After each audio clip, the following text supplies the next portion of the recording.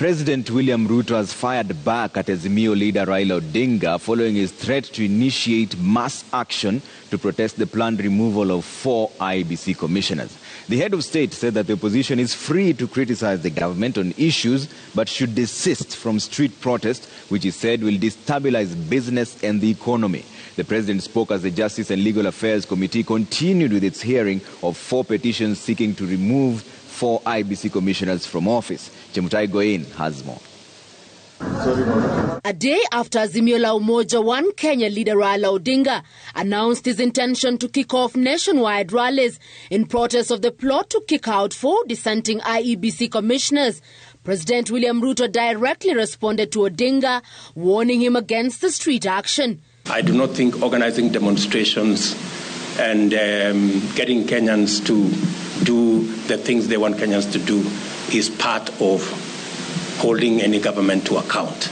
President Ruto said the protests will disrupt business operations, compounding an already ailing economy. They are free to criticize what we are doing. That's okay with us. Street demonstrations, street fights should not be part of the script of any responsible opposition. The president spoke as a section of Bunge la Mwananchi members staged protests outside County Hall, where the Justice and Legal Affairs Committee was carrying out hearing on petitions lodged before them, seeking the removal of Juliana Cherera, Irene Masit, Francis Wanderi, and Justus Nyangaya. The committee was forced to adjourn its afternoon sitting after Commissioner Irene Masit snubbed her scheduled session. In a letter through her lawyer Donald Kipkorir, Masit stated that she had no intention of appearing before the Legal Affairs Committee, saying the parliamentary team had no jurisdiction to hear the petitions and that its sessions violated the rules of natural justice. We are firm in instructions to proceed to Constitutional Court to quash any adverse findings against our client based on proceedings that are a nullity. Yours faithfully, Donald Kipkorir. When allegations are made against you and you do not controvert them, then the committee may be constrained to take them as unopposed and therefore admit them. I think we've executed our mandate very well.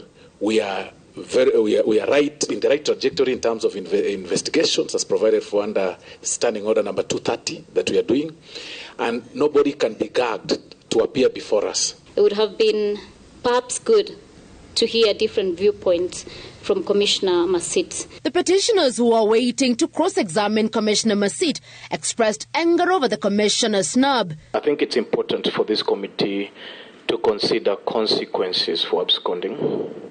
The petition by my client be deemed to be factual. The committee considers our petition as unchallenged and therefore enter ruling on the allegations against the said commissioner. Earlier in the day, Councillor Polomboya, acting for IEBC Vice Chair Juliana Cherera, was taken to task over Cherera's assertion that JLAC had no jurisdiction to hear the petitions. This would have been the right forum for any of those respondents to raise their issues rather than any other forum. But should any one of them maybe then think they have an opportunity elsewhere, then as a committee we allow them and we proceed with the committee work. I'm not going to raise any issue of jurisdiction further. Having been raised and decision having been given.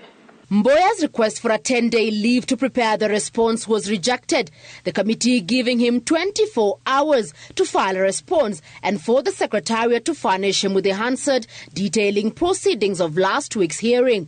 Mboya also dragged President William Ruto into the hearings by quoting a tweet where he says the president referred to the 4 commissioners as rogue. The tribunal will be formed, appointed by the person who has already determined the rogueness of those particular people. Even as Parliament proceeds with the ongoing inquiry on the conduct of the 4 IEBC commissioners, whom petitioners once sanctioned for what they say is attempting to subvert the will of the people, Azimio leader Raila Odinga remains steadfast in his call for mass action in defense of the 4 commissioners whom he said were being politically targeted.